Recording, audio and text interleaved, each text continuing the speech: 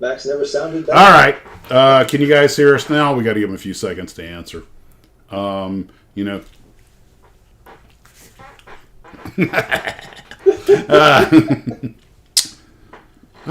Don't take life so seriously, guys. Someday it's going to end. All right. So, can you guys hear us now? We know. Yeah. Okay. The sound is there. Yeah, I have to hit the button that says audio input. This is what happens when you let a natural blonde run the technician's board. So, anyway, guys, welcome aboard. Quick sound check. Steve, 1, 2, 3. 1, 2, 3. Ken? 1, 2, 3. 1, 2, 3. 1, 2, 3. Can you just make sure you guys can hear everybody? Who's monitoring the comments tonight? We both are. Okay. Right, Because, Steve? yeah, okay. I mean, that's our job. That's our whole purpose for being here. Most very excellent. Okay, well, guys, I thought we'd start off tonight talking about the Tamiya Model Company and Mr. Shunsaku Tamiya, who recently passed at 90 years of age. I should live so long. And our friend Lou over at JD Hobbies got to meet him very recently, and the man was sharp as a tack, but you know, he was fighting age. What are you snickering at, Ken? Every time you guys giggle, I worry. Well, every time I laugh like that, you should take that as a clue as to what, Ken, because I'm laughing at something that we should say on the show. Okay, what should we say on the show? What was it? Okay, Garfield says, we can hear you, but it's in Japanese. Oh, hey, Garfield-san! Right, now we're going to pipe in the soundtrack from a Godzilla movie.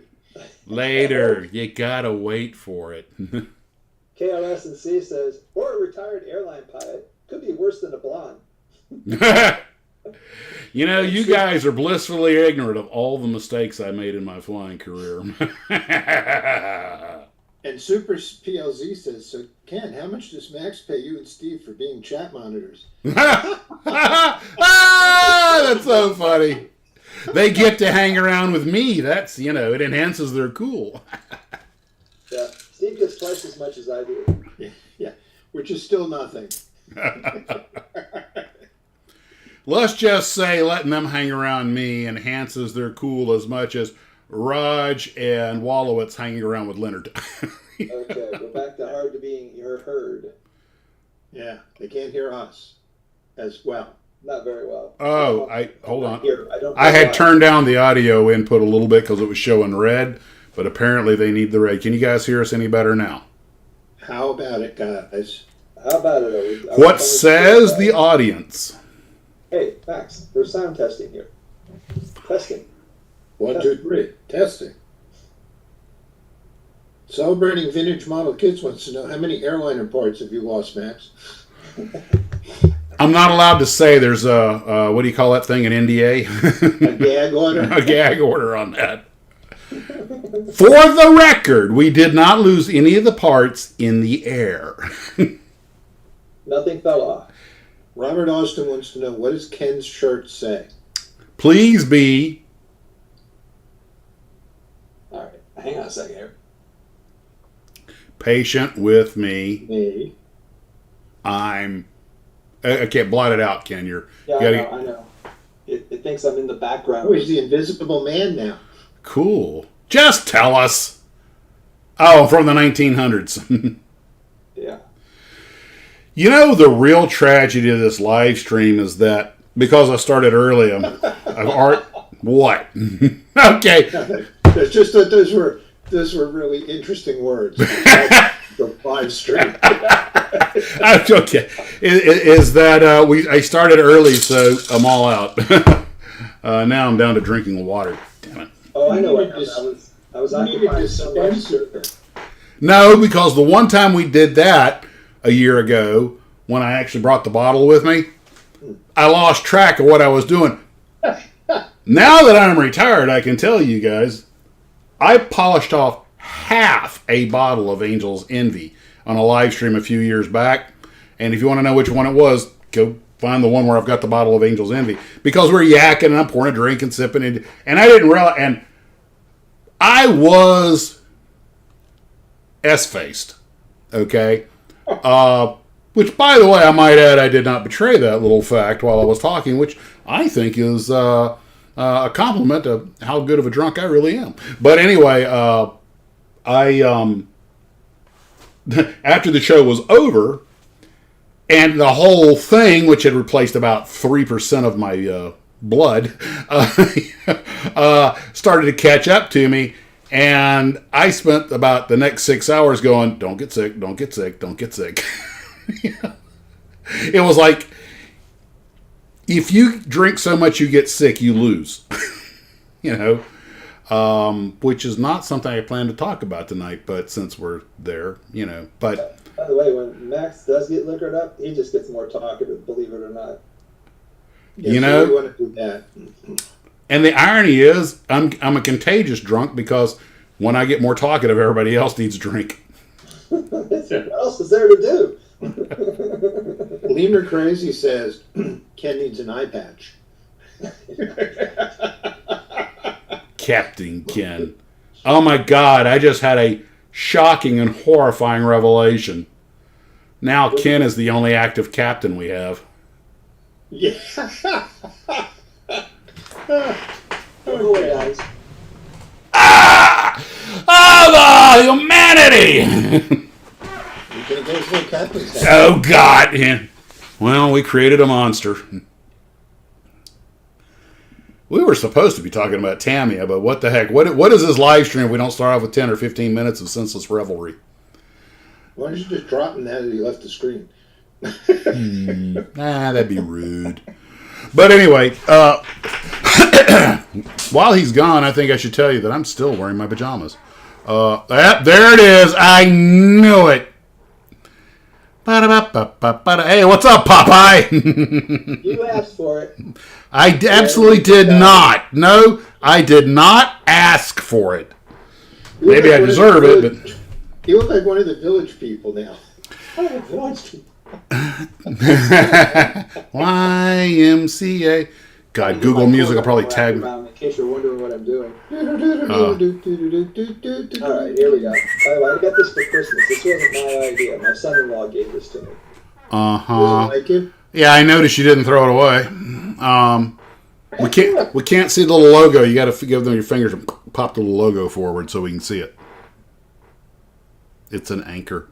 Anyway, so as I was saying before, I so rudely self-distracted myself. Okay, Ken, please don't ever get that close to the camera again, or any camera for that matter. So, what the heck was? Oh yeah, as you guys know, Mr. Shunsaku. God, Max, get it straight. Shunsaku Tamiya passed. He was 90 years old. He'd run the company. Born in 1934, grew up in post-war Japan. Family was in the lumber industry, been in the lumber industry before the war, so they were in a good position afterwards. But his father made the wooden models for Tamiya. And if you ever get a chance to go to Shizuoka, the part of Japan where Tamiya factory is at, you can take the tour, and they have a bunch of that old stuff on display. And you forget how simple model building was back in the 40s. Well, I shouldn't say... video that shows all that. Yeah, there's many of them out there. I highly recommend you go check them. I shouldn't say it was simple. It was basic. But you had to be good at woodcraft and everything. But they didn't get a plastic models until the late 50s, early 60s. I've talked about this before. Their first true all-plastic kit was, I believe, the Panther tank, which they made in 1/35th scale because it was the one that would allow them to fit, I think it was C batteries in the tank. Maybe it was D's, but I think it was C batteries into the frame of the tank because it was motorized. They motorized a lot of their wooden kits. And one of their first tanks, I think, was actually a wooden Sherman. But that made the tank 1/35th scale. And 1/35th scale has become the standard because that's how it started. What? Lego says... no, that's Lego. Lance Ravel says he's hoping for a live stream from Ken's boat. Yeah. Ken and I are planning to do that at some point once we make sure the technology's up to the speed. I even have air conditioning conditioning on the boat. So Which was the other thing we were waiting on. This is... No, I'm sorry. I was about to say this is Florida. I meant to say, this is Florida! Now he needs a working bathroom. Oh, he's got that. It's a marine toilet, though, so you got to pump it when you're done. No, this is electric. You don't have to pump this one. Oh, okay. Because Push a button. the one time down in Key West, I went on a catamaran to go snorkeling, and I saw a real shark while I was in the water. But it was a nurse shark, so like you said, they're as dangerous as milk cows. But that one, you had to close it and turn the valve and pump the handle. Did you know the Germans lost a U-boat because of that? I'm not joking. I am not. When I toured the U-boat in Chicago, they talked about. I've toured it 3 times, but I think it was the first time I toured it. They talked about how the U-boat only had one toilet. Even in the movie Das Boot, they show the toilet, and it's all packed. They got food stuffed in there because they were hanging everything wherever they had room. And they talked about 100 men on the one toilet, but apparently the way the U-boats did it was, you went to the bathroom and you had to pump stuff, turn a valve, pump stuff, and it pumped it out into the ocean. But one of the guys made a mistake, or the valve stuck and the water backed in, and they couldn't stop it. And even though it's just the valve on a toilet, eventually it swamped the boat, and the crew had to get out of it. I mean, they couldn't. It was basically like because they have a scuttle valve on that thing. It worked like a scuttle valve, and they couldn't stop it. And supposedly they really lost a real U-boat due to the toilet backing up with seawater. I am not making this up. It may not be true, but I'm not making it up. That's what they told me. Hey, it has to be true. I think I saw it on YouTube. And you guys know, if it's on YouTube, it's on the internet. It has to be real. Ridiculous that I was about to mention the U-boat that sank because of not closing the valve. You see, and that backs me up, and that makes it so. Herman says there was a special toilet officer who knew how to work the toilet. Otherwise known as a PLO. Permanent Latrine Orderly. Andy Griffith, no time for sergeants. Thank you. I win this round of Stump the Monkey.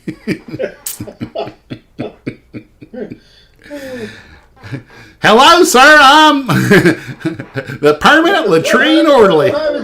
Dale. Oh, my God. Oh, God. Boy, did that go off on a tangent real quick. You've never seen No Time for Sergeants? Oh, yeah. But I mean, talking about my boat going to a submarine that sank because the toilet broke.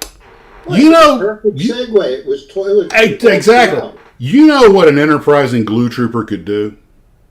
They could just watch this and make a flow diagram with the tangents and connect the dots of how we get from one point to another. That would be worth a video by itself. Here's what you guys did on the live stream. And somebody's going to do it. I'll bet you. I would love to see the picture it makes when you connect all the dots. My God.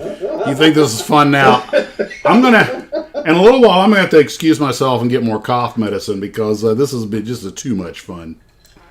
But anyway, if I could, last week we stayed on target, which means this time we're going to be veering all over the place, It's like a network show. Funny episode, serious episode, romantic episode, funny episodes, that kind of thing. So Max used to fly. Yeah. What? That's just how Max used to fly. No. Well, thank goodness Mr. Tamiya is dead that we're doing that because he would not be happy, but okay. Well, no, another Mr. Tamiya is taking his place. No, Max is a really good pilot. He keeps the wings level. No, there's an old saying, keep the greasy side down. And to make, my brother told me something you'll appreciate. In the Air Force, they do these OER, these officer evaluation reports, which are very important because that's a big part of how you get promoted. And you need to have ones ticked in every little box, and they go, Captain so-and-so is an excellent pilot. My brother told me what the code on that means. Captain Smith is an excellent pilot. 1. I think it means takeoffs equals landings. That kind of thing. Yeah. I would hope. Yeah. Hey, when guys have parachutes, not necessarily the case. Right. And sometimes without. But I tell you, though, it's funny because Steve, Ken, do you think I should tell them what I'm up to with this other project I've been doing? No. It's up to you, man. It's your project. No, okay, all right, no. If you guys don't think I should, I won't. But let's just say I've recently been reevaluating a lot of events in my flying career, and I have. It's the funny thing about memories. You can never remember a thing exactly the way it happened, but the highlights are usually pretty vivid. And when I watch what Ken's laughing, that means there's. I'm going to tell us this. Start betting pools before each episode on how many tangents to get to Godzilla. Well, you see, when you mention it, it's cheating, It's like building a shortcut through the pits on, a NASCAR racetrack. But okay, that was a really stupid analogy. But anyway. Let's go back, start over. Let's erase the last 10 seconds. Yeah, okay, right. Yeah, guys, that never happened. The last 10 seconds never happened. So, when I watch these videos, and I am I used to spend way too much time watching these accident-related videos, like guys like this kid, Joshua Ibe, and NPC Flights, and these others that they use animations to simulate and show what happened in these, accidents throughout the history of the airlines.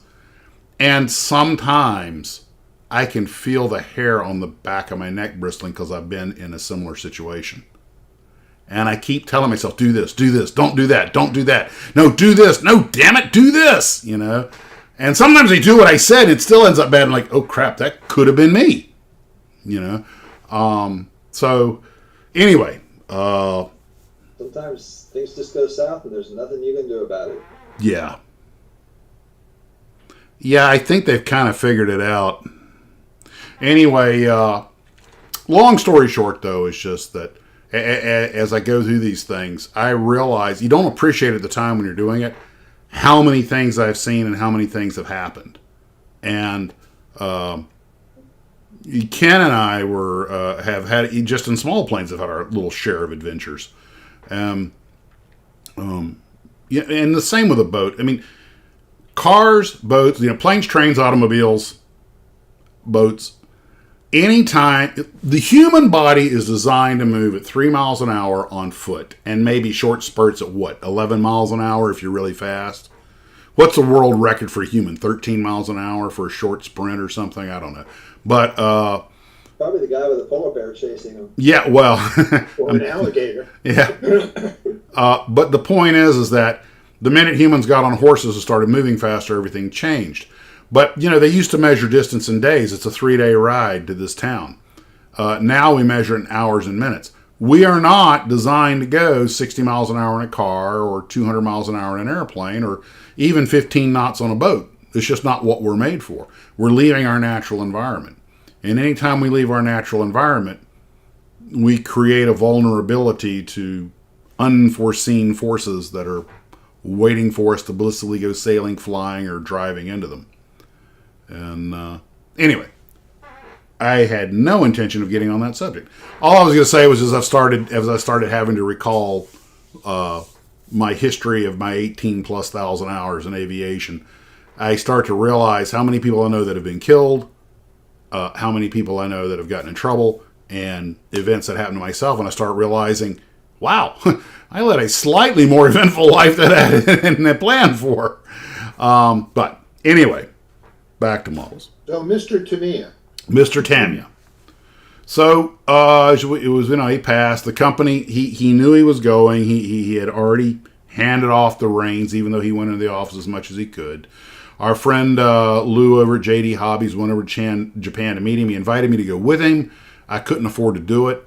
That's a very expensive trip. And I'm sorry, but I wasn't strapping my butt in a coach class seat for 14 hours, and I couldn't afford business class.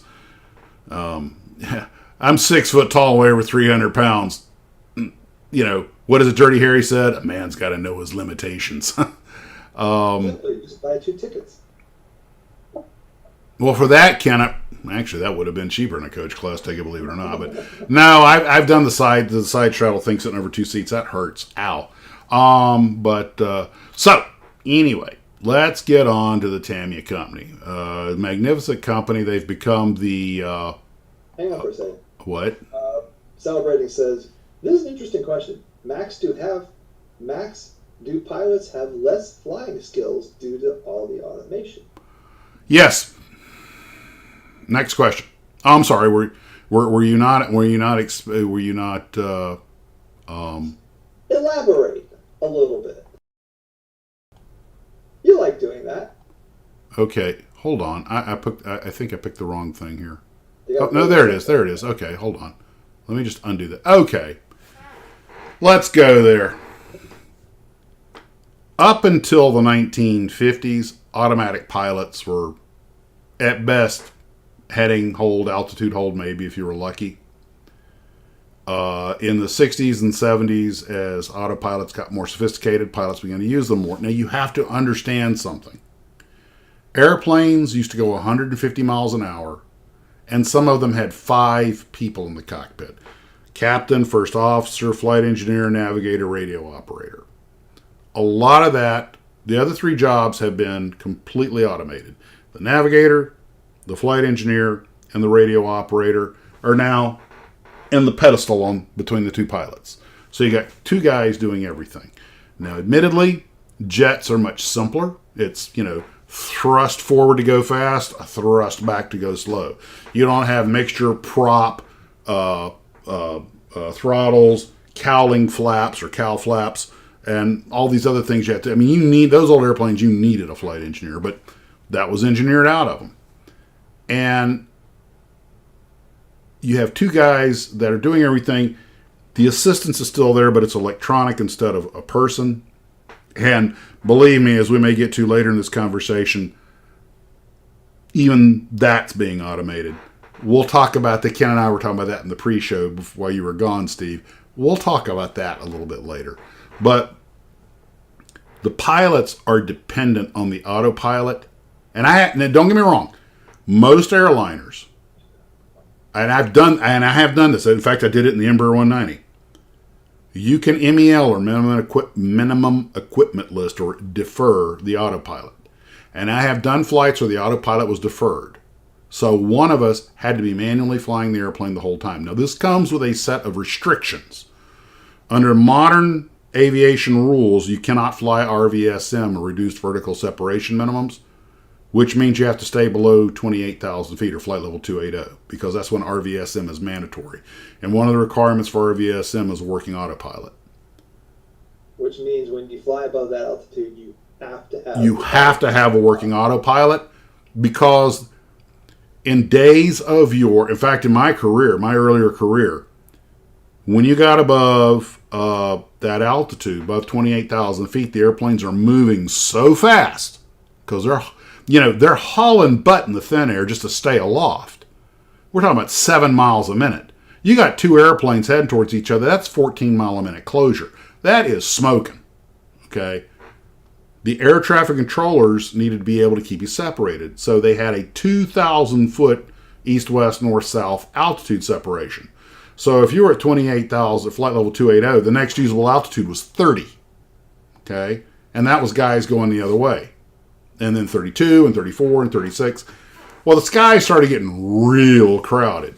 So the FAA said, look, with modern technology, these airplanes with GPS and the modern autopilots and everything, they're doing such a good job of holding altitude, we can reduce that vertical separation to 1,000 feet. Okay, fair enough, but there's some conditions. Got to have working transponders, got to have dual working altimeters within, I think it's 200 feet of each other above 280. Okay, because you get a certain variation. So if my altimeter is reading 280 and his is reading 28.3, we're not able to do RVSM. They got to be within 200 feet. Okay, and realistically, you only have about a 700 or 800 foot separation because both airplanes can be a little off their altimeters. The other thing is got to be an autopilot because it has to be all the time. What the autopilot does, it's not that the autopilot flies better than a human pilot. I can hold altitude and airspeed with auto thrust off and autopilot off, but the autopilot monitors it every moment of the flight. Humans, their attention's going to drift, and you can't have that up there at those speeds. Okay? So they said, okay, they got to have a working autopilot that can hold altitude And so those are the rules, all right? So we got an airplane with no autopilot, an E-190, which thank God flies like a big hairy Cessna 182. The Embraer 190 is one of the most honest flying airplanes. It's just let go of the controls, it just sits there. But it's still a jet, and it's still booking through the sky, all right? And we had to go out to the islands in instrument conditions, I might add, all right? And I had to handle it. It was my leg out and the FO's leg back, so I flew it out there, he flew it back. So I had to hand fly it. Well, when one of the pilots has to hand fly the airplane, that means you just tripled the workload on the other guy. Because the only thing I can do is focus on the instruments. I can't look away, which is fatiguing beyond description. Okay? So I am doing this for 2 hours down to Provincialis. In the weather, just tracking the nav, tracking the altitude, and I got command bars, little crosshairs. So it's, and I can take 5 seconds to do that, but then it's right back on the instruments. Then they put us in a hold. The FO has to set everything up because I cannot take my eyes off the wheel. It's like, okay, it's just like driving on the highway, okay? When you're the guy driving, you just don't take your eyes off the road. Things change that fast, right? So think of it like that in 3 dimensions. By the time we got to Provincialis, we go in a hold. I got to fly the holding pattern manually, and it's very demanding, okay? And I hadn't had to actually hand fly an airplane for a whole trip for a long time. And it took me a little while kind of to get back in the groove. It got so bad that they had an airline crew with another airline that actually, I think, declared emergency when they lost the autopilot, because neither one of them had hand flown the airplane in so long. They were having trouble just basic flying skills because it's a perishable skill. You have to exercise it. When that happened, I know our airline started coming up with scenarios where you had to hand fly a short leg just to show that you could do it, or hand fly a traffic pattern. And guys were slopping all over the place because they didn't do it regularly. All right? It is a perishable skill. And that's the long answer. That's the long answer. In the days of yore, guys did, but remember, those airplanes didn't perform like modern aircraft either. You could take your hands off the controls, smoke a cigarette, go to the John, come back before it had drifted 200 feet off altitude. Jets, it happens fast, And hand flying for a long time was discouraged because you get distracted for even a second, you bust an altitude or something. There's a lot going on up there. The automation allows the crew to sit back and monitor the situation and stay on top of things. And so no, the guys of yore were, now we have some guys that fly today, and I've flown with several of them, that fly small airplanes still. They're used to hand flying. You can take the autopilot. Hell, they'll take the autopilot 30 miles off, shoot an entire star or SID, take it down to landing, no problem, because they've got the focus and concentration. But when they do that, my work level as a non-flying pilot triples, because I have to do everything else, because that's all they can do is focus on flying. So Sarah Jane wants to know, when's the Tamiya live stream starting? I tried to get him to stop. Hey, you started this crap. Okay, so back to Tamiya. I wasn't expecting a full technical manual explanation. Have we met? Okay, back to Mr. Tamiya. All right, so Tamiya. Let me get over to number 1 here. Tamiya models comes about, and they wind up making all kinds of cool models. The 60s, they come out with their Panther tank, and it is in 1/35th scale because that's the scale that fit the batteries. And because they made such good model tanks, they got super popular, and 1/35th became a common scale for armor, despite 1/32nd being the common scale for airplanes and some land vehicles. Now, they are the bellwether company in kit models. I got some stuff here. This, I believe, is their 1/6 scale motorcycle, which it will surprise no one to know is their stuff is very well respected. And I know other companies make 1/6 scale models. Is Trey out there? Because he's built this stuff, Yeah. or Sarah? He just came on. Okay. You guys need to, Trey, you and Sarah Jane need to, good time on the next tangent. 3, 2, 1, 0. Trey and Sarah Jane need to. Yeah, you guys need to chime in on what you think of the Tamiya 1/6 scale models, because my understanding is that it's been my general experience, although they are not perfect. I have had problems with some Tamiya kits, just like any other, with tanks mating the holes and a few other things. Sometimes the fit's a little too tight. But I've only built a couple of motorcycles. I find them the single most challenging kit models to build. I have never built a Tamiya kit. I built the Revell Vincent Black Shadow, and I think a couple others, but never built a Tamiya. I understand that some of the other companies have, extreme detail, but 1/6 scale being larger, I think makes for a, I don't know if I want to use the word easier to build kit, but Tamiya is famous for, having well-made parts and good fits, although, again, have had a few issues with them. So the question to you guys is, does Tamiya live up to the reputation in their 1/6 scale motorcycles? I mean, that's a $312 kit. That is not cheap. And when you look at the exhaust pipes and things and stuff, and you see Trey working on them a lot, using these interesting colors to try and get that heat, heat bluing and everything. You know how exhaust pipes tend to have that gold, the heat bluing and everything. That's a little tricky to mimic. Steve, you built any motorcycles? Not Tamiya, no. Oh, what did you build? A couple of Revell ones. Did you bother to heat treat the exhaust pipes, or? Yeah. How did you do it?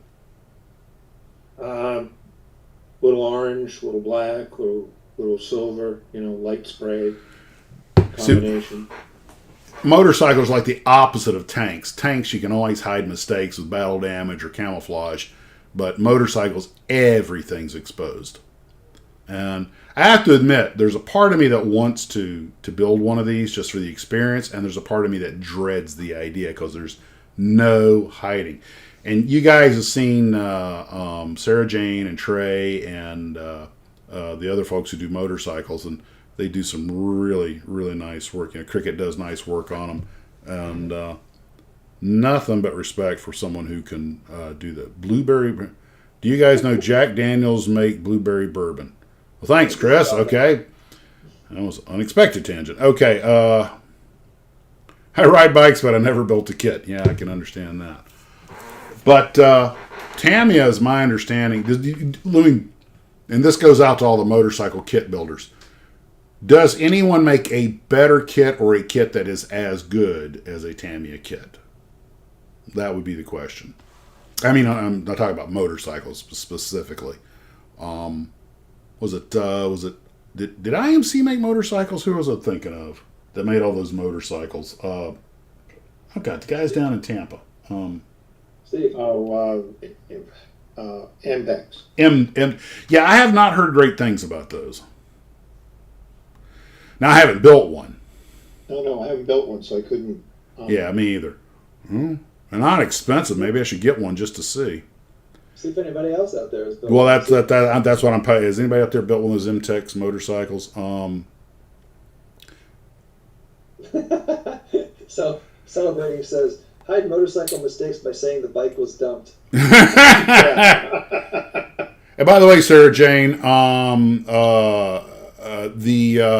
one I'm showing you here is one of their current re-releases. So they did. I went to their website to get ready for this channel, and I believe this is being repopped. And so a 172 BMW with sidecar. God, I couldn't build a 172nd scale motorcycle with tweezers. The first motorcycle I built, not included the little monogram 2-piece motorcycle that came with their army truck, was the Tamiya 135th scale Zundap and BMW, which is how I learned about Zundap and BMW.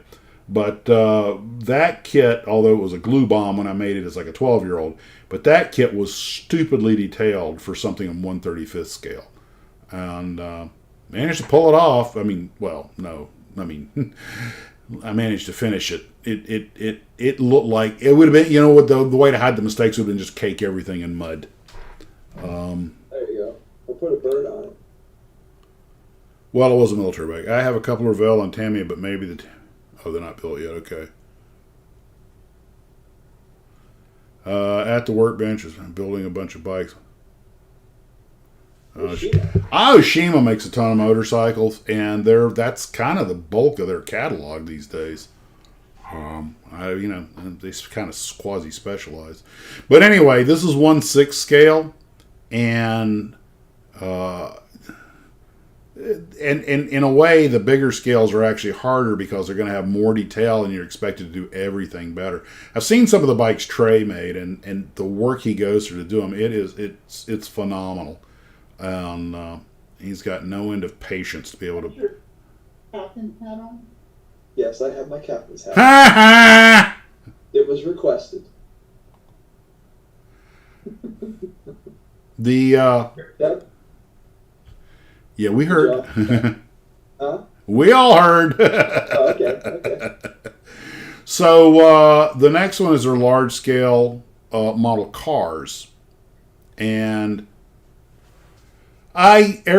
Steve, you're our car guy, so you're going to have to tell it. But my understanding is that they are exquisite. Yes, they are really unbelievable.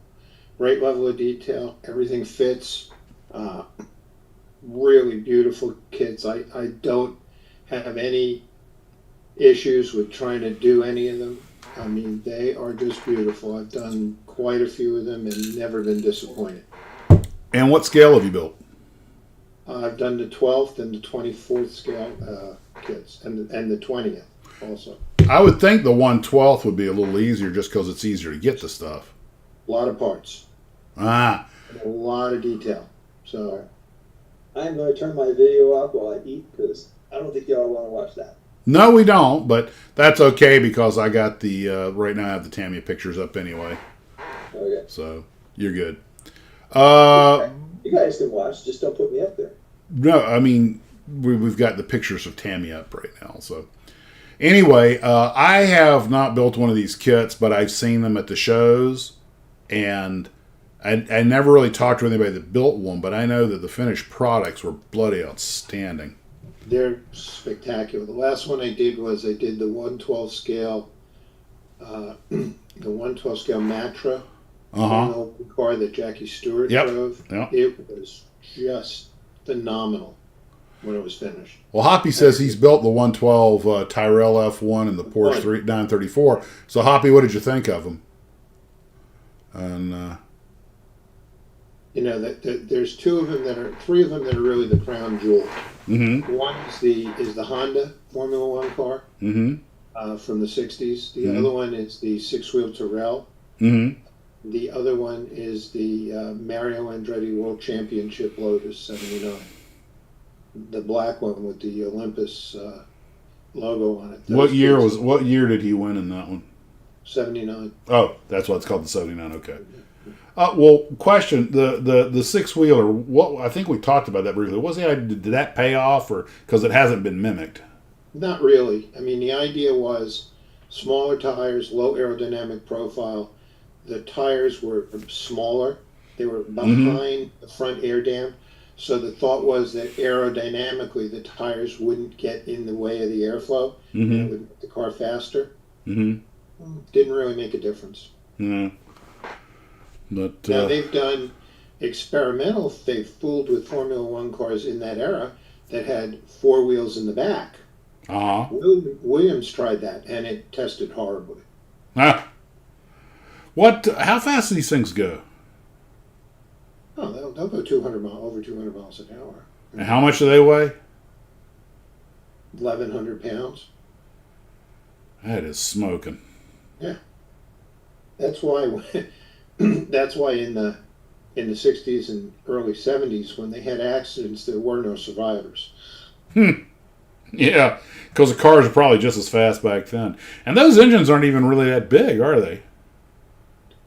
No, but they rev it 10,800 RPMs. Jeez, I didn't know Which pistons could move that I can't fast. conceive a rotating mass going that fast. Me either. That's why. I mean, I can understand a jet turbine doing the 18,000 RPM because it's just spinning. Okay. Yep.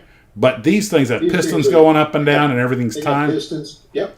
Pistons going down, crankshaft, valves. There's a lot of moving parts. I mean, just to get valves to reseat that fast. It's amazing. I know that one of the reasons Harley Davidsons can't go any faster or have any is because those long throw pistons they have can only move so fast. Yeah, I mean, physics, plays in at some point. That's why the Japanese went to the smaller, 4 and 6 cylinders because they could rev them up a lot faster. And but their car kits, even the like 124 scale kits, the road cars, the Group C cars, they're fantastic. I mean, they just fit together well. They look great, and they're a lot of detail for the money. Well, $155 is half the price of the motorcycle, which is surprising, but okay. We have the 124 scale cars. Tamiya's one. How do you think Tamiya stacks up in 124 scale against, say, MPC, AMT, IMC? Different kits, because all of Tamiya's cars are like either race cars or sports cars. Right. Where the IMC and the AMT and the Revell, they're mostly muscle cars or street cars or trucks. But just the quality of the kit. I mean, I personally prefer AMT to MPC, generally speaking. So do I. Yeah, MPC, no. But Tamiya is a level above. Is it up there with Johan? They're better. They're better than Johan. Okay. Yeah. All right. That's no small praise. They're fantastic kits. I mean, there's no issue when you're building one. Everything fits. They look great. Why is that? Why is it Tamiya does that? And don't get me wrong, most modern model companies that are making new molds are doing pretty good. But Tamiya was doing this 40 years ago. Why are they so much better? Because the way they made their molds were better. I mean, when they were going to make a car kit, they would make a buck out of wood. And then they would pantograph it down to the scale that they wanted. And that's where they cut the mold from. And it had all the detail in it. I mean, didn't everybody do that? No, not everybody didn't make a buck from mold, from wood. They'd measure the real car, and then they put it on a sheet, and then they scale it down. I know that in the 60s they went to Aberdeen and measured all the tanks, which is one of the reasons their kits were so good with the armor. And they took tons of photographs and measurements and counted how many sides. Is it 8 or 6-sided hex nut? Just amazing. Well, if you talk to Jim Keeler, and he did God knows how many cars and other kits for Revell and AMT and Aurora. Mm-hmm. He'll say, you used to go and you'd spend 3-4 days measuring a car or a plane or a boat or whatever, and use the engineering drawings, and then you'd scale everything down to the scale you were going to do it to cut the mold. There was a lot of measurement. That's people, I don't think a lot of folks appreciate how much work goes into making a mold. No, and it's an art. It absolutely is. Now they do it on CNC machines, where, a lot of that is taken out of it. They just feed in stuff into the computer, and the CNC machine cuts the mold. Mm. It's easier. Yeah, and it still makes a beautiful model. And in the end, that's really what matters. As much respect as I have for artisanship, the company's job is to be efficient with its money and make a model that'll sell. Yeah, the other thing is, it's hard to figure out what's going to sell.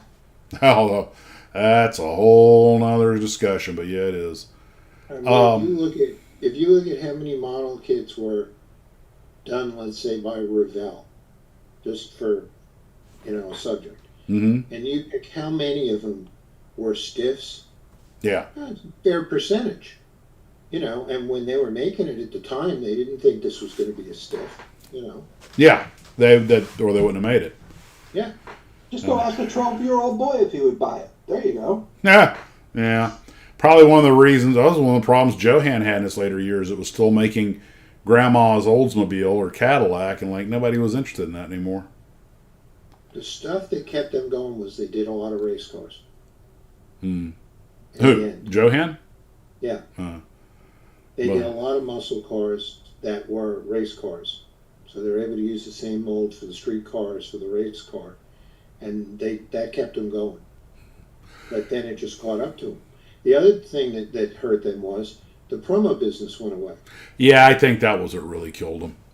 That was a big part of their business. Cause There went 500,000 models a year.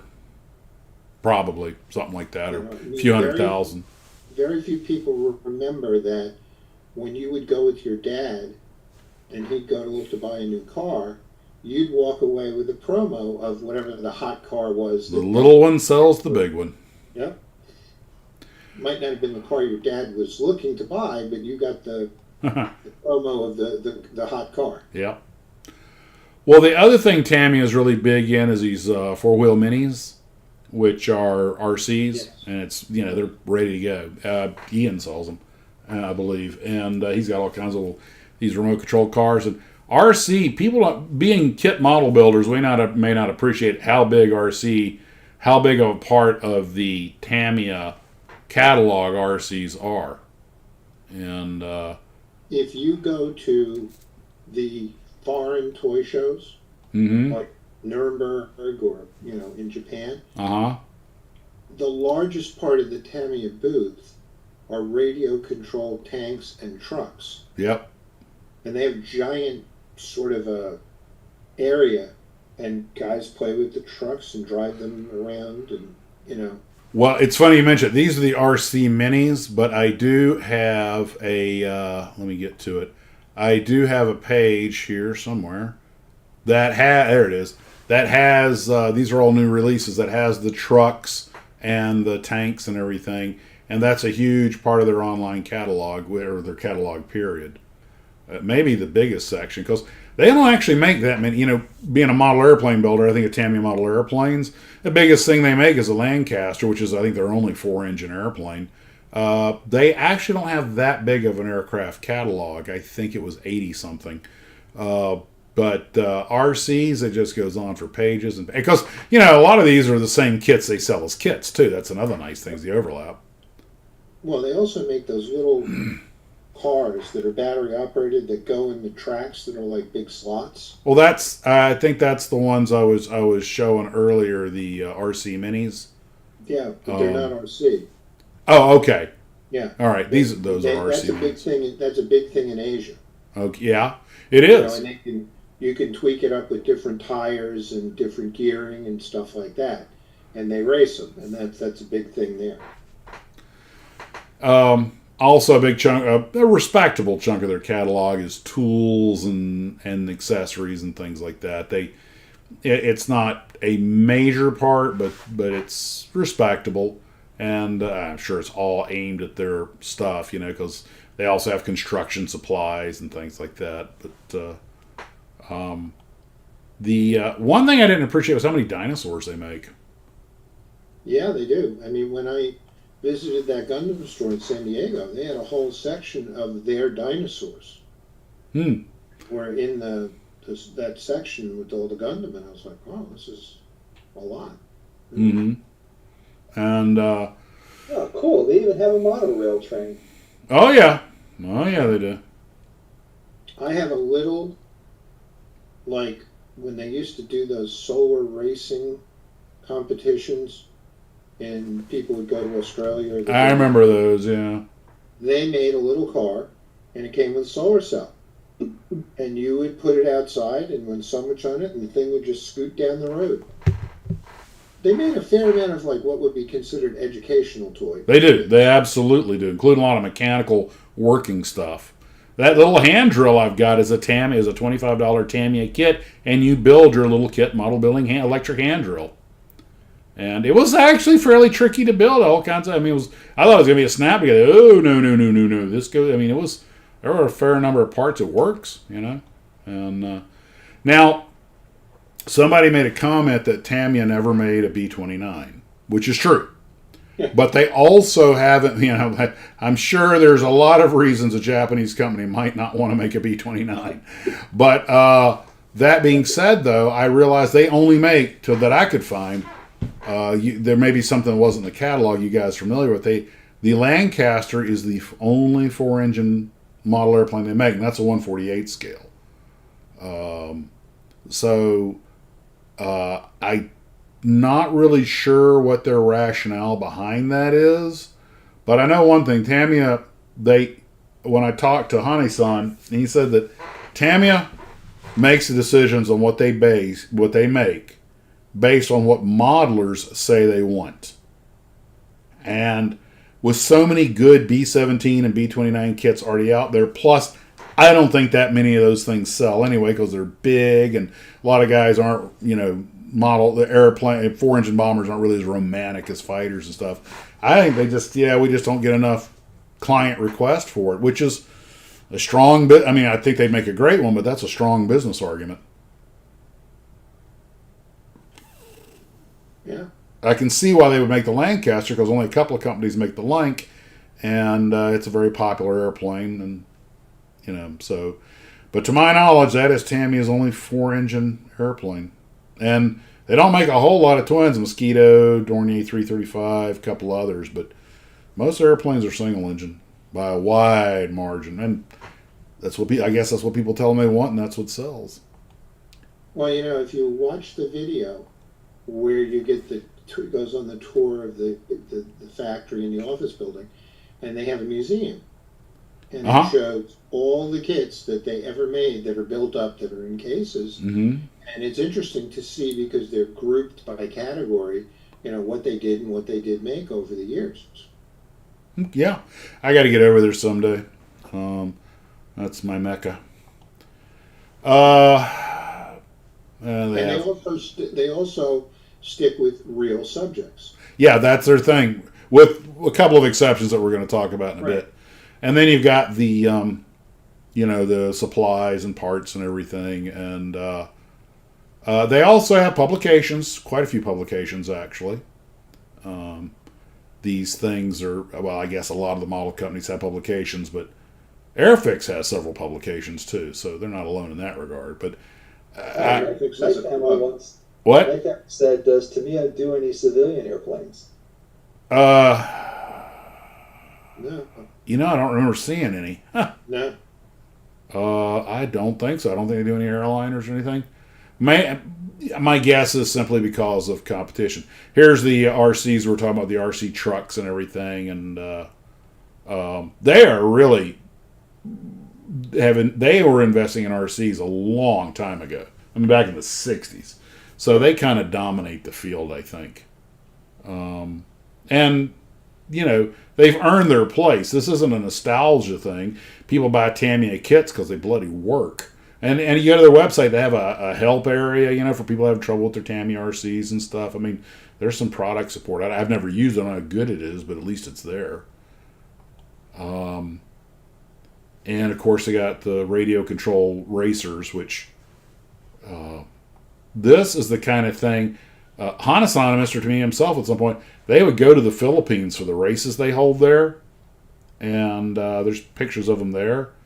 And that's like a really, really serious thing for them.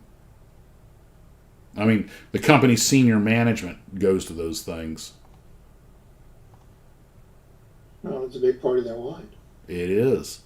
And, you know, what a lot of people don't understand is things that don't do well here or things that you don't necessarily see are big over in Asia. We tend to forget we're not the only market. And some of that stuff doesn't make it into the U.S. catalog. Although I'll tell you right now, just anecdotal, you go to Hurricane Hobbies, Ian's always showing those little remote, he sells a lot of those little RC cars and everything, so the kids love them, you know. What's not to love? A little kit you put together and then you get to play with it. It's like yogurt and the flamethrowers. The kids love this one. The flamethrower, the kids love this one. That is my favorite part of that movie. We're finally getting Spaceballs too. But, and we're getting a Shin Godzilla 2 and another Kong Godzilla. I mean, it's a good universe to live in right now. But, yeah, I would say what we're looking at right here is probably the single biggest part of their business. And it always surprises me how many guys have these things and those things move like bandits. Okay, so next, model ships, which they are famous for. I have built I've built a Fujimi 1700 scale, which was an amazing kit, but it was maddening with all the tiny detail. And I was like, you have got to be kidding me. But Tamiya, which also makes 1-700, I think their kits are a skosh more straightforward. I actually have a Tamiya, a Japanese aircraft carrier, up on the shelf that was given to me. I really need to build that so I can do a review of it. But I actually have the Fujimi right over on the shelf over my shoulder. It's just, the detail was unsettling. But they mostly make Japanese ships, but by no means exclusively. They do a Yorktown class and a couple of American battle wagons, but it's mostly Japanese ships, which, I guess that makes sense. That's probably what they sell the most of. Do they float? They can be made to. Some people convert some of the bigger ones to RC. It's not really that hard, actually. No, there's lots of room inside those things. The problem you have with these things, I don't think you'd want to do it with a smaller scale one. The only problem you have is, of course, even at like 1-300 scale, which is a couple of feet long, getting it balanced and everything and getting it to run right and trim, it just doesn't move like a real ship. Right. So, yeah, true. But you can go on YouTube all day long, see guys that have made RCs. Hell, Revell's Missouri class, I think, came with a motor in it. Yes, it did. Originally, it did. That's actually on the box art. Yep. That was the first kit that Revell made. That's right, the Missouri. Yep. And I built that kit as a kid. Yep. It was funded by the Kramer brothers, who were big hobby distributors in Baltimore. And they got together with Lou Glazer and they put up the money for it. Funny thing, I think that kit may still be in production because Monogram kept producing it. They're still selling it. That's what the money's worth out of it. Oh, they have worn that mold out. I think Jim told me that when he worked at Revell and they would make a new kit, that Lou Glazer would open up a separate LLC for every kit. So that the separate cost structure. So that if it died, it didn't suck away from the rest of the corporation. Interesting. Glazer was a pretty sharp businessman. He was way ahead of his time. He was a really, really, really... I believe the word they use is visionary. He was, but he was a competent executive. He knew how to manage a company. Yeah. I tell you what, a few places that could use a guy like him today. But then there always have been. He was the first, I guess, president, owner of a hobby kit company that used to do extensive market research to figure out what the market wanted. Yeah, he was not one to waste money. They said he actually ate lunch in the company cafeteria with everybody else. Yes, he did. But he would do a lot of hire outside consultants and do market analysis to figure out what to come out with. And it still, in some instances, didn't work for him. No, but that was a lot more. It's not like Aurora was a polar opposite. They were like, I saw this in a magazine. Let's make it. It's in the newspaper today. Here, make one. Here, Andy, here's 2 pictures of a De Tomasa Mangusta. You think you can make me one? Out of wood. Carve that out of wood. We need an AFX body, and we need it by tomorrow.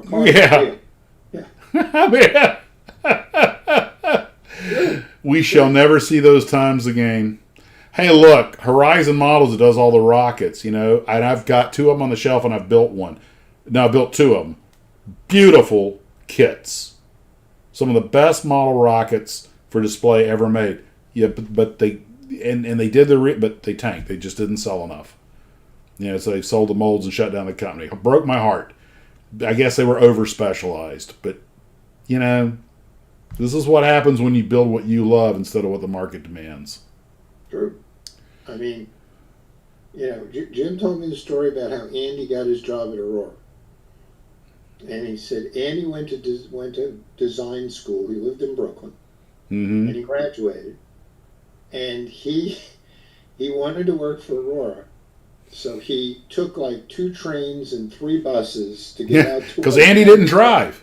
Yeah, he didn't drive, and he has this portfolio of, his work that he did at school, and walked in the door, and they said, my name's Andy Yanktis, and I just graduated, and this is what I did, and I'd like to work here. And they looked and said, okay, fine, you start tomorrow. And, and then they came in the next day, and Abe came over to him and said, here, and he put down a newspaper article with a picture of a Di Tommaso Mangusta, and said, here, we need you to carve this. We want an AFX body out of it. And Because that's what you do when you work at Aurora. I'm putting a picture of Andy up here. That's what you do when you work at Aurora, man. Joe Giammarino or Abe Scheich saw something in the paper they thought looked cool. We need to right in. Say, here, make this. Which explains why they put out so many off kits. Or in the case of the MiG-19, it wasn't even a MiG-19, but they were like, who cares? 8-year-olds are gonna love it. It's like that's why their X-15 was so far off. Yeah, they used like a picture in a magazine or something, or that was an artist rendering, And they were building crap before the Air Force did. Yes, they were. Aurora, we're fielding it before it's even built. Who did the F-119? That was Testers. Testers did that? Testers, did they get that from, who'd they get that from? They get that from Lindbergh? I don't even know where they got that thing. I just kind of made that one up. I think Hawk was already gone, so I think it might have been original kit. Yeah, they saw a picture in a magazine, decided, what the heck, it's a secret, nobody knows what it's looked like. The first B-2 was completely off also. Yeah. And look at the Rapier. Yeah, from ITC. Yeah, they were going off Collier's articles, So yeah, I mean, it was ridiculous, but they sold it. But Andy had. I mean, I really am glad that sadly, before he passed, I am really glad I got to do the Aurora files with him and learn so much about that. And it helped that he was interested in the stuff, so he kept notes and a lot of memorabilia. He had the only pink Jolly Green Giant because Abe wouldn't throw away the plastic that he'd gotten for that girl stuff that didn't work and everything. Yeah, Andy just never. He ran that what is it called, the Runner? That newspaper, that newsletter, and a ton of articles about that, and just one of their big complaints was they ran out of World War II airplanes to make, and they said, "Well, we'll make the F-82." But it didn't fly in World War II. Yeah, but it was designed in World War II, and it was test flown before the end of the year. It's a World War II airplane. We're going to sell it as a World War II airplane. It's like, yeah, what the heck? Why not? We can buy the same for the Sky Raider, But they had ones like the Avenger. They had the workups made, the patterns and everything, and then didn't put it in production. So, yeah, interesting stuff. So, let's see. These are all new release of, I think, 1/35th scale stuff. Celebrating says, Aurora, molded in candy apple red plastic, and kids will buy it. Heck, if they molded it in candy apple red, it's because what they had on. That's what they had, That's why Johan, if you get some of the later cars, they're green, they're purple, they're red, because that's what they had left in the warehouse. Yep. And he told me point blank, and I'd heard it from other sources, that Abe Sheiks, when they would cut off the sprue end and everything, and they would be laying on the floor, he would sweep that stuff up and dump it in a scraps bin. That went back in the hopper. He was famous for walking around the building turning off lights, Yeah. I can't blame him. I mean, he's trying to run a business, They had no offices that had carpet on the floor. It was all linoleum. Uh-huh. And when Diker took over, Oh, he boy. had the whole place redone. To the tune of like $1 million or something. They redid the showroom in the toy building. It was like $3-4 million, and they had so many. By the way, these are like $1970. This is like in the 70s, and they had so many lights in the showroom that the joke was that when they turned the lights on in the Revell showroom, the lights on Broadway dimmed. An Aurora showroom. Yeah. I don't doubt it, but I mean, I get it. Diker's like, this is a big international company. It needs to look like one, and I can understand that if you're selling Ferraris. But, dude, this is a model company. Nobody comes to the showroom to be impressed, you know. Yeah. Although I would like to have seen it. I'm sure it was very nice. But It was quite the place. It was pretty nice. You're from New York. Did you ever get out there? What, to Aurora? Yeah. Been by it, but never went into it. Mm. Yeah. There's a supermarket where it used to be. Oh, Andy went by and took pictures after they knocked the buildings down. He's like, you could tell he was, it broke his heart. But anyway, all good things, man. So let's see. Going back to Tamiya here. Parts and supplies. We all know they do glues and putties and everything, and pretty good ones. Maybe not the best. I got to be honest. I bought a couple of those big tubes of red tube testers when I was at Hobby Lobby. Mm-hmm. I had forgotten how good that stuff is. It takes a little. They got it where it hardens a little faster. I'm kind of going back to red tube when I got to get something argumentative to fit, because that stuff will pretty much bond cement. I still like the Tamiya glues for a lot of stuff, but the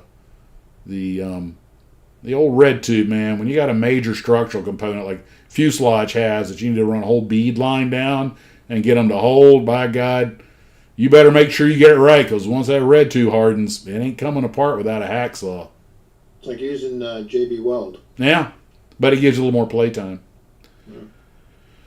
And I've got some of their tweezers and their clippers and stuff. They're all pretty good. I don't think you need their tweezers. You pay all that money for extra tweezers and stuff, or pen vices, because they're all the same. But their clippers are as good as God's hands, or close to it. And, of course, they have lots of figures. Mostly World War II. And they, really nice. I lost the head to my Tiger Tank Commander. Never did find it. So, maybe I'll wedge him under the tracks of an American tank when I build one. What, too soon? Too gruesome?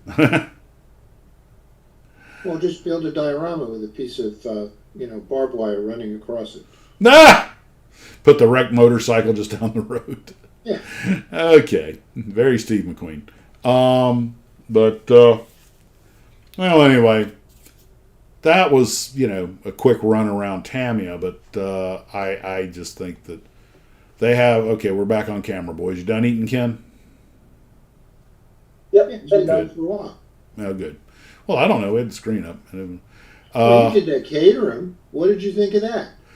That Caterham bordered on amazing. First off, you don't need any glue. Everything screws into place. Yeah. Okay. I did have to use a little glue for some parts that I broke, because the Caterham, the actual Lotus, has a very complex suspension system, especially in the rear. And you're yawning on camera, Steve. Sorry. It basically has effectively a working steering box. So you have to be very careful not to strip anything. And I managed to strip a couple of parts on the rear suspension, so I did have to use glue there. And the wheels, a little piece broke, so they're a little independent. First off, after building that Caterham, I don't want to own a Lotus. But I could put one. But I bet you I could put one together. You could use the instruction sheet from that kit to put together your Lotus. The Caterham, the real car, come as a kit as well as a finished car. Yeah, it did. I bet you could use the Tamiya instructions to actually put the real car together. And it was insane, all the wires and everything.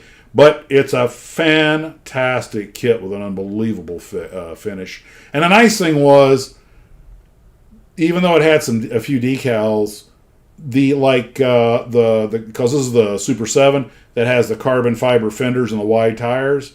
That was all pre-done. You didn't have to paint it or decal it. The fenders were done like carbon fiber. And somebody gave me that 112 scale, what they call it, racing manager, the guy that's kneeling down with the little burglar hat on.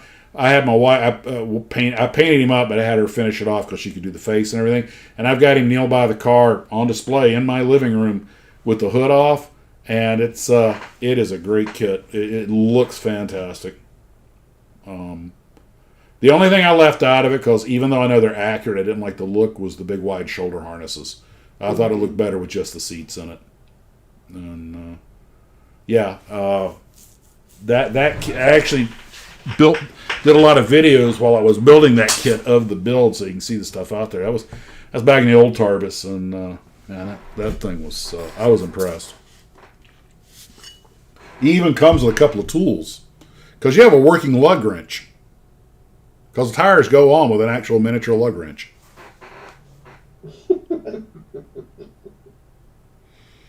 Oh, joy, oh, joy. Just be careful when you open it, because it's got a lot of teeny tiny parts. You do not want those things to go flying.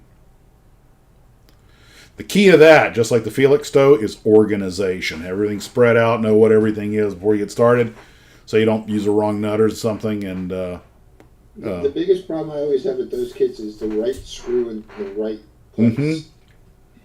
Yeah, they have it. So many similar looking screws. Yeah, they have them to scale on the instruction sheet, and you try to match them up. That's. It could be this one or it could be that one. Yeah, that is an ongoing problem with those things. But I'll tell you what, when I opened up when that kit showed up, I was like, wow, that is extremely generous, because that is not a cheap kit. And but when I got into it, I was like, oh well, there's where this month went. Yeah. Let me see if I can. James says, Max, some of the F1 cars come with lug wrenches. Bikes come with magnetized screwdriver. Got loads of them now. Yep, they do. Let me see if I can find the. There's a lot of chatter on the channel about saving the boxes and instructions. I have started doing that. In fact, my little extra shed is kind of getting full of boxes. I got them like Russian nesting dolls. A lot of now sometimes I use the boxes for something so they actually get used, but you run into a little issue after a while with storage, just like you do with kits. Too many of them. And now the Caterham came in a really, really, really big box. I mean, it had to, given its size. So okay, now you can yawn, Steve. I got the screen covered. But now, of course, this is the late model Super 7 with the. Actually, you know what? This is not the one I built, because that one has the regular fenders. The one I built. How about the big box that the Blue Devil came in? Yeah. Exactly. Oh, that's a huge box. Yeah, that was huge. Nope, not it. I'm looking for the. They for that, just tear the box corners so they lay flat. Yeah, he lays them flat. Here we go. Here's the one I built. Let's see. That is the Caterham Super 7 BDR. Okay. Actually, you don't really need to tear the corners. If you look at the Just inside, fold them over. yeah, they're actually designed to be made flat, and then you pull the sides down. That's how they're shipped. Yep. They're all shipped flat.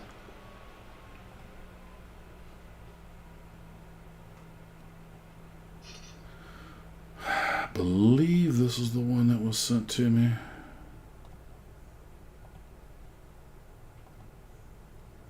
Did you ever see those boxes being made?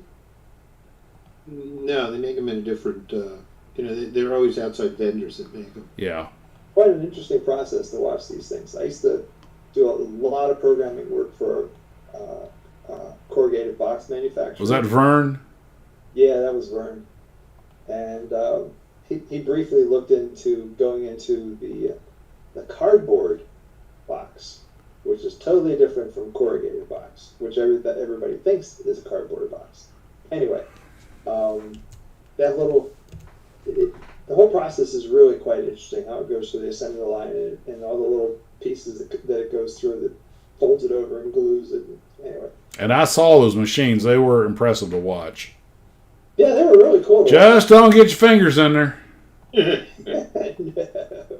you won't come back with one. Celebrating Vintage Model Kid says, and he's correct, if you want to see a huge box, the Lindbergh box is like 5 feet long. The foot. The Hindenburg. Oh, the Hindenburg. Oh. What about that Titanic box that Keeler has? Now, this is the Caterham Super 7 BDR. This is the one that I did that has the nose cone and the fenders are all done as carbon fiber, obviously a later model car. What amazed me was I always have trouble getting cars to sit level, to get the exhaust pipes to line up with the holes. I didn't have any of that trouble with this thing. Everything just lined up the way it was supposed to.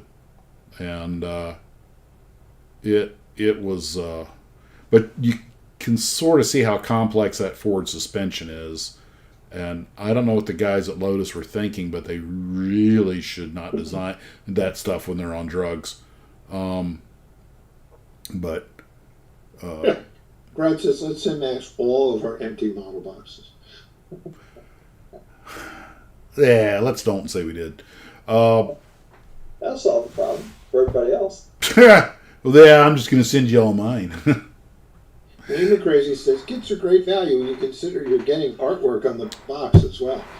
It's true. I mean, one reason I hate to throw the boxes away is just because you admire the art, and you kind of, you just want to build a big wall and put it up there. Like behind you? Yeah, like behind me.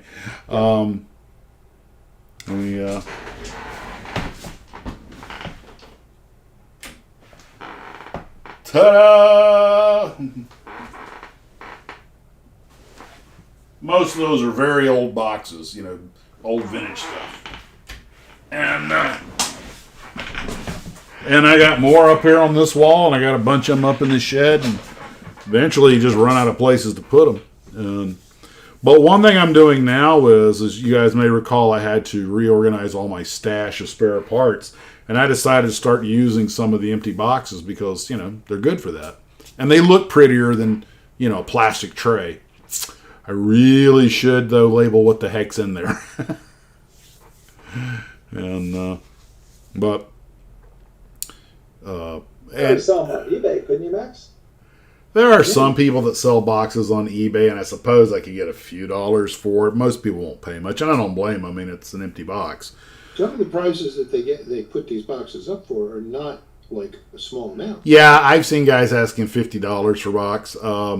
That Aurora Chinook, the HC1B that I've got, thanks to Jim Feason, a guy, when I was looking for the instruction sheet, which, thank you, Glue Troopers, everybody recommended check out ScaleMates, and I'm like, where? And then I see the little button says instructions, like, oh, click, and there's the instructions. Not that I really needed them for that helicopter, but anyway, ScaleMates is just an absolute national treasure. It's a true resource. But there was a guy that had the instruction sheet, and he wanted $20 for it. Yeah. And I guess, if somebody wanted just to have the complete kit or something, because those kits go for $80. And unless you're me and you're going to build it anyway, I don't care. I'm not collecting these things for money. I am, however, wondering where I'm going to put it, but I've been wondering that with the last 3 models that I built. And clearly I'll just have to buy another shelf. By the way, Ken, I think I can say with great confidence that despite you making me that very nice dome, correctly shaped dome, I really need to find somebody with a vacuum machine and just vac that thing, but make copies of it and sell them to people who want a correct shaped dome for the C-57D, because the one that comes with it's the wrong shape. But if somebody wants one, let me know. I'll make one. A vacuum machine? No, not I won't vac for them. I'll 3D print it for them. No, a vac would be better, and I will tell you why. The 3D printer, as you know, has to has that look to it. There's certain things it has to do to make it. When you vac over the nice things, pick the plastic, that all goes away. You just have the perfectly smooth curve. Plus, it would be a lot, unlike your machine that took, 12 hours to make that thing? Yeah. Okay, or 12 hours to make each half? All right? Yeah. Yeah. You can vac out one of them every few minutes, make a dozen of them, and just sell them at a lot cheaper to somebody who has that kit that wants the proper dome on it. And the dome can go over the glass dome, so if you want to put the glass dome over, I'm just saying, what you made would make a perfect buck for a vacuform machine. The vacuform machine was quick and cheap. Ken, I can build the vacuform machine faster than your machine can print one out. Your machine is perfect for prototyping, but Yes. for repetitive production, you need another method. If you need hundreds of them, yeah, I agree. But if you only need 10 or whatever, yeah, that's fine. Also, there's the cost of the medium, the time. It's just simpler. Just back and here you go. Plus, you know what? If we vacuum order, we'll send you two in case you mess the first one up. It's a sheet of plastic. But Then you lose your market because if they do it right, then they'll sell it. Okay, good thought. Didn't think about that. That's what I like, Ken. Thinking like a pirate. Comes in it. But the Better at it than I am, though. but Don Lee says I'm 60. I have some of my kid builds. I think I have 3. I have the Imperial. They're all my brothers. I have the Imperial Walker, the Turpits, and the Mosquito that are all from our childhood bedroom. None of the rest of them made it, and me and a BB gun are part of the reason why. Well, actually, it was a pellet rifle, but still. Oh, he was so pissed when I shot up his F-14. Can't imagine why. He put a lot of work into that. But the point being, though, that I think 3D printing definitely is a strong future in the kit model business for 3D printed stuff. I have some 3D printed phasers and other things that Glue Troopers sent me, and they clean up nice and they look good. But when you're doing larger stuff like that dome, yeah, it's going to be something that's simple in shape. It's easier just to 3D print one and then just vac it. It's the perfect piece to vacuform, just one shape. In fact, you're trying to get rid of detail. But that being said, I had a lot of other things like those the Navajo and the Bugatti Fighter. Those, yeah, you'd have to 3D print. You could probably make molds out of that stuff, but something like that works great. You ever gonna work on those things? Yeah, I got them. I have them on the short stack, along with a dozen other models. I absolutely am going. I mean, I could glue them together tomorrow because they're very simple, but painting them is what's going to be the production.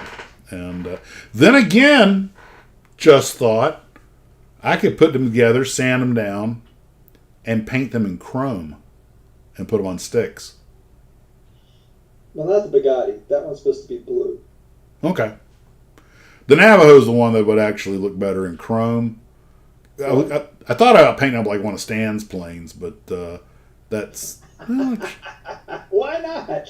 Well, yeah, white with the red tail and the gold and blue cigar band, angled cigar band. That actually might not be that tough.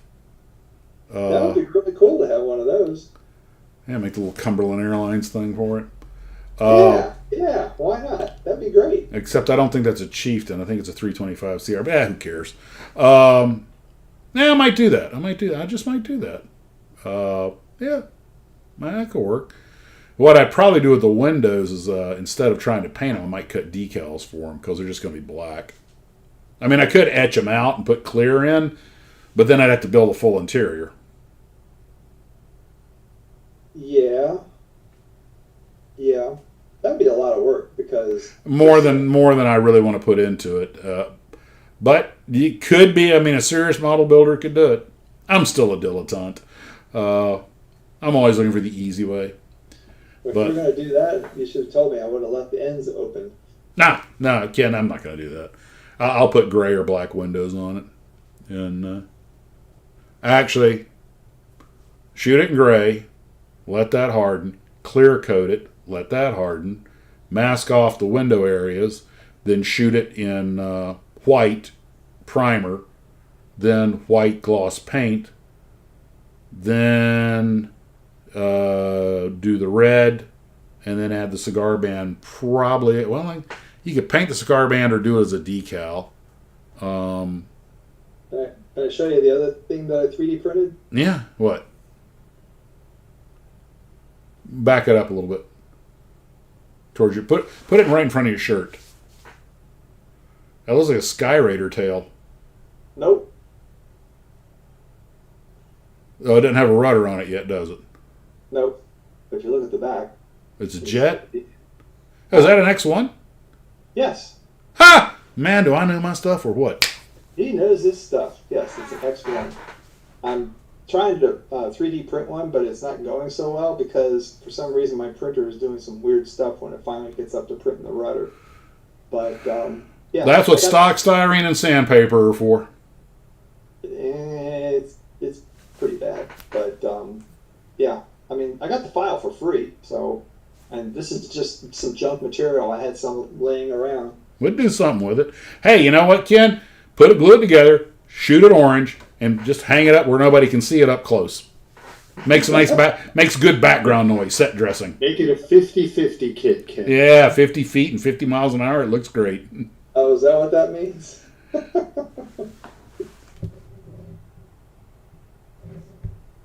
Brian says I was going to say a snow boot. It's my map of Italy.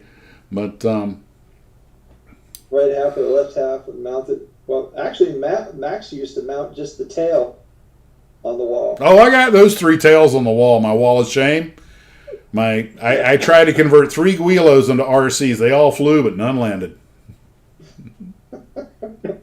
Well, they did land, but just in disassembled form. They returned to kit form upon return to terra firma. They became terra kita. What was that? What was that one that was 3-axis? Your executive or no? What was that one? Trainer plane, RC trainer plane you started out with? Oh, that was the Apprentice, the S15E Apprentice. Yeah, did that one ever survive? I think I gave that to somebody. That one did survive. It's the only one that did. Of course, if you crash an Apprentice, you pretty much have to try. Yeah, guys, if you ever want to get into RCs, you need a training airplane, get the big 54-inch Apprentice. Big enough you can see it. You can fly the thing super slow. I almost thought about getting back into RCs for a while, but I'm like, dude, I just got too much stuff. What I need to do is get my drone working again, start shooting some drone footage. If I make another RC, it's probably going to be a tank and maybe some RC vehicles. If I get into it, to go with the RC Godzilla they're going to have to fight. Ha ha! We finally got to Godzilla. Okay, who's got 827? 827 wins the pool. But the next Garfield wants to know, Ken, speaking of crashed RCs, what happened to the P-38? yeah, Ken, what happened to the P-38? It's still crashed. I attempted to reprint the pieces, but the printer wasn't doing a very good job on it. The one I got, somebody else had printed. But I finally did get the correct stuff. I just never got around to reprinting it again. Yeah. Somewhere over the rainbow. Oh. Don't go there. But in your case, somewhere over the crash site, my parts fly. It says, I've seen an RC swimming Godzilla. I saw that, everybody. I got that from like a dozen glue troopers. He says, like, and it was cool, I have to admit. And Okay. oh, by the way, speaking of models, I just watched both seasons. It's a total like only 9 episodes or so, called Light and Magic, about the history of ILM. And I was almost brought to tears at the end. I didn't realize that 2 years ago, I knew that that Lucas sold ILM to Disney, and that at one point he broke off the model shop, but it still existed over on Kernan in LA, or with Pasadena, wherever they were. but because he moved all the digital stuff up to the Presidio, and I did not realize that 2 years ago they shuttered the model shop, which Sure. yeah, because they were still using models in movies, and but in 2023 they shuttered the model shop. That's actually when they interviewed people. They actually took them back to the old Kernan Street place where ILM was at initially, and it's a really, but it shows you the evolution from the models and Lucas and Dykstra, they designed and built the computers and the cameras that did all that stuff. And one of the reasons that Lucas is so considered such a visionary and is so wealthy is because they continue to develop. They got into the digital, and they a lot of their guys wrote these programs and everything, and so they get all that royalty of money off of the software as well as everything else, as well as the contracts that come their way. But they said the revenues are dropping off. 1 year it was $20 million for the model shop, then $10 million, then $5 million, then $2 million, and then they realized we're not even going to make payroll. And so 2 years ago they shuttered the model because everything's gone digital, and that's I get it. Times change. It's all about getting your vision on the screen. It doesn't matter if you use a model or you use CGI, as long as the director's vision is brought forth to the screen. That's their job. But being the hopeless romantic that I am, it's just heartbreaking to see the model builders, these guys who spent 20, 30 years working with their hands and building something you could hold. And, you see these models up close when you're lucky enough to see one, and you realize there are better models on display at your local convention than these guys made. But what these guys made was simply made to be on camera, which misses a lot. And then they started shooting 4K, and they realized they needed a little more detail. But you don't need to put all that detail on something that's on screen for 6 or 7 seconds flying by. And you look at the models and you go, you're not close. That really isn't that impressive. But you see it on screen, and you're like, wow. The camera hides a lot. It does. Motion. So, Celebrating Vintage Model Kits says, do you want to tell them about the Holy Grail kit find today? Sure. Guys, Eric sent me if you're interested, contact Eric at Celebrating Vintage Model Kits of the Thor missile base. And it's an unbuilt kit, and it's complete, but it's probably going to go for north of $1,000.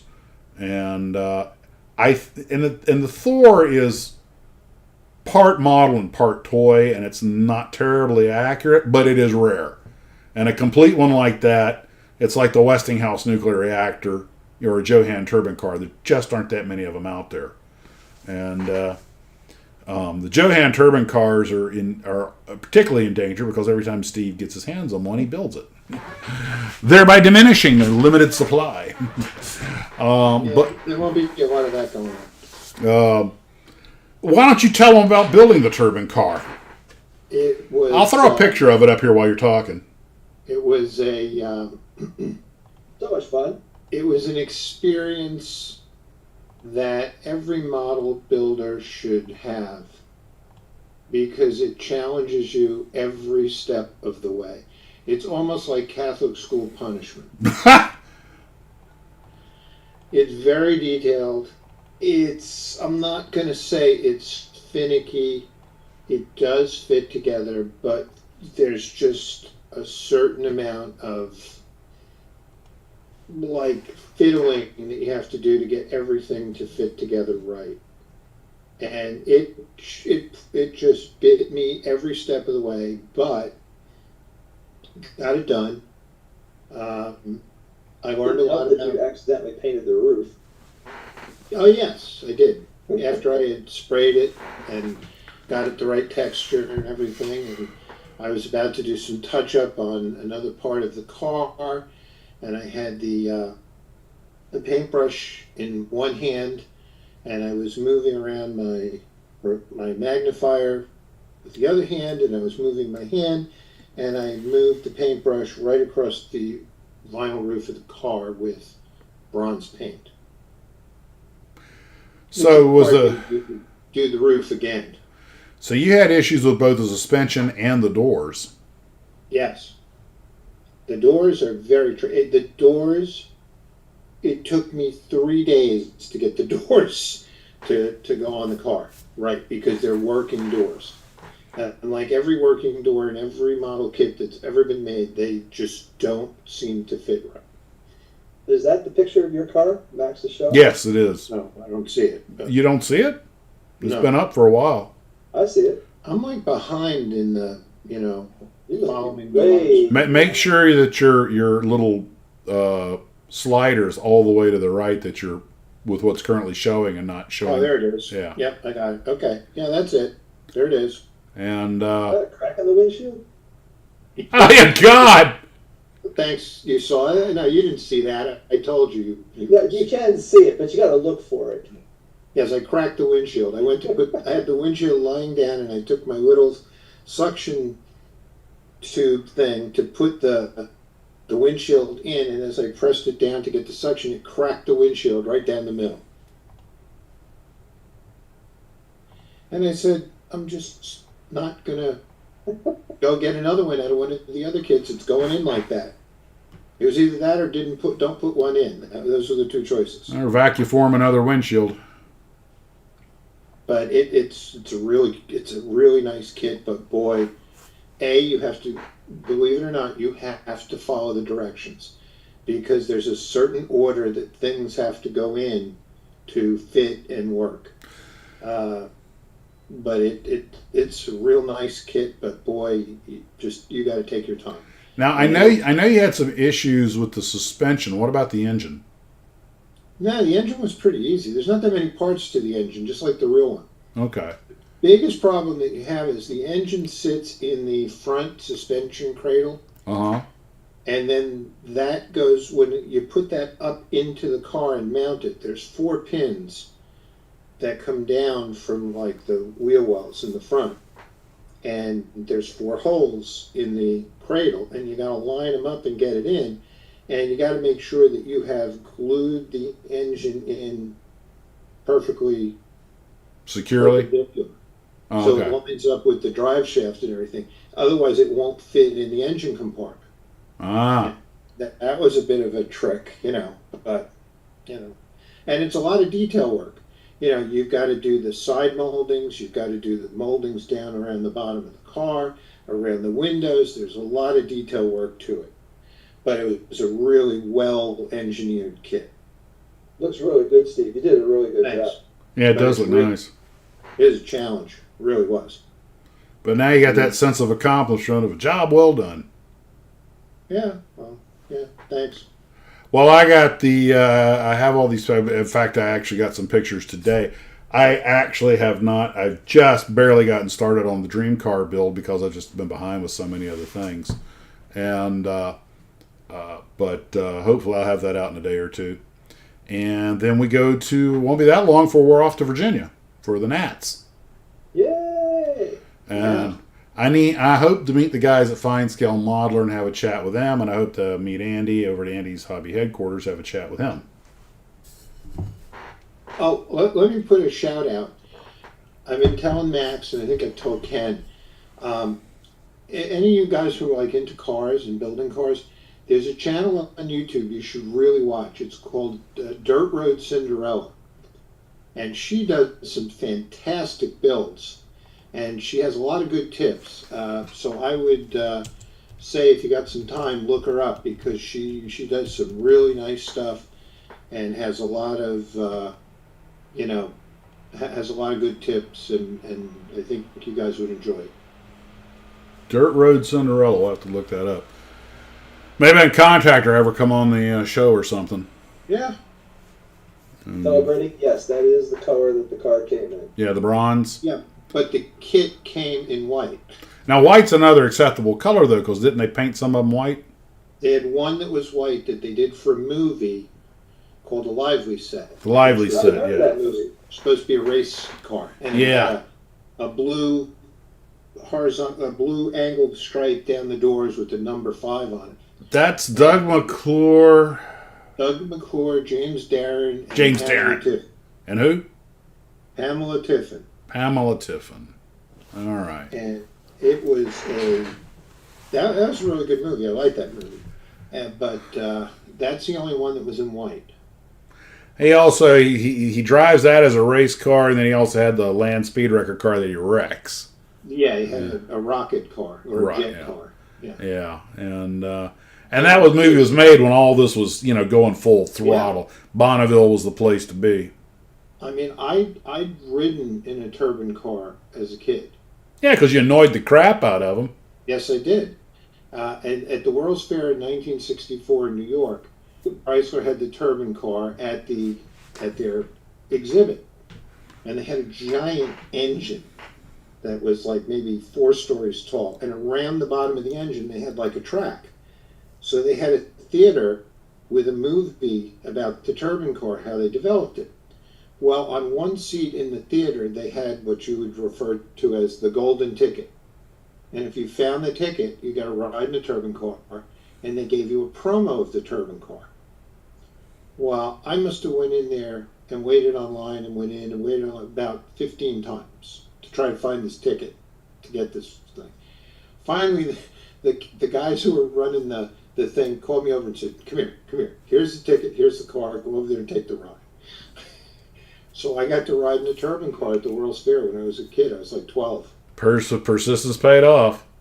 It was great. I mean, it drove just like a regular, Plymouth, Dodge, Chrysler. A little slow on the acceleration, wasn't it? No, the acceleration wasn't bad, but it was, it wasn't neck snapping. You know what I mean? But it was, it was a nice car. Well, I think one of the downfalls of the car was that the turbine had to turn at high RPM even when you're waiting at a stop sign, so it was not real fuel efficient. It got terrible gas mileage.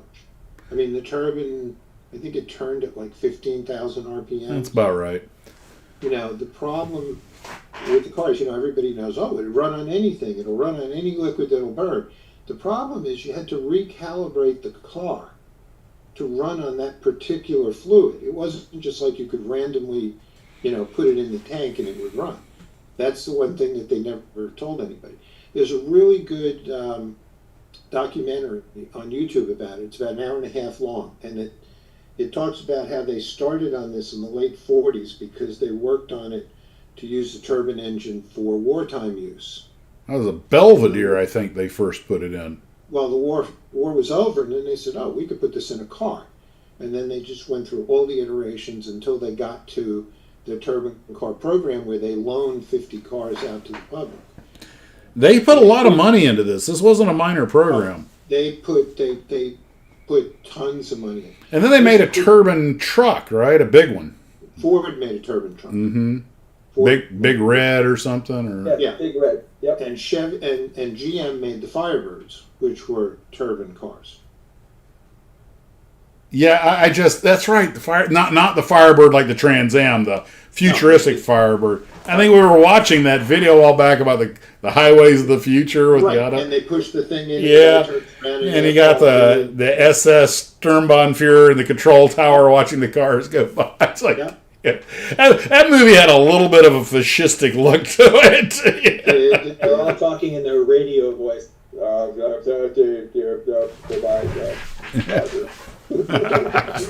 Everybody, probably most of the people watching this know the video we're talking about, and it definitely had a. I hope the future doesn't look like that. Everybody is in uniform. No, Rob, it didn't sound like the 66 Batmobile. It whooshed. It didn't whine. It made a whoosh. Batmobile did sound cool. Yeah, it did. And it doesn't sound like that. But anyway. And in the documentary, they go into Jay Leno's turbine car because he has one of the only running turbine cars. And he cooked the engine in it. And so there were no spare parts because they destroyed most of the cars. So he tracked down the company in Detroit that made the engines. And they had no blueprints, notes, documents, all that stuff was destroyed when they destroyed the cars. They tracked down all of the guys who worked on the original program and brought these guys in. And they remanufactured all the parts that were necessary to make his turbine car run again. You know, that cost him a couple of Tonight Show paychecks. Well, it's like one of the guys said when they were interviewing one of the workers, he said, well, doesn't this cost a tremendous amount of money to do this? And they go, no, it costs Jay a lot of money. Yeah. Well, I'll tell you first off, I'm grateful. I finally got to, as you guys know, go to the Peterson Museum. Sadly, they did not have the Fisher body models on display. They've been put back in storage for something else. A lot of cool stuff there. I don't They had a turbine car at the Peterson Museum. I don't know if you saw it. I didn't. I think it might be back in the basement. It's probably in the yeah. I think it is. But they have one there. But the thing I found, I mean, still it was great to go. Mike's a member, so we got in, and Jay's willingness to, because I think there's only 2 working turbine cars in the world. No, there's like 4. Oh, there are 4. Okay. Oh well. Oh, there's 4. Not to worry. Nowhere near extinction. But okay. So somebody said there were turbine trains. Yes. Yes. Big Blow. Big Blow was one of them. There was another one that was smaller. It was called the Veranda. Veranda. Yeah. That also had a turbine engine in it. And one thing I remember, you had the Lotus Indy cars. Yep, those are turbine cars.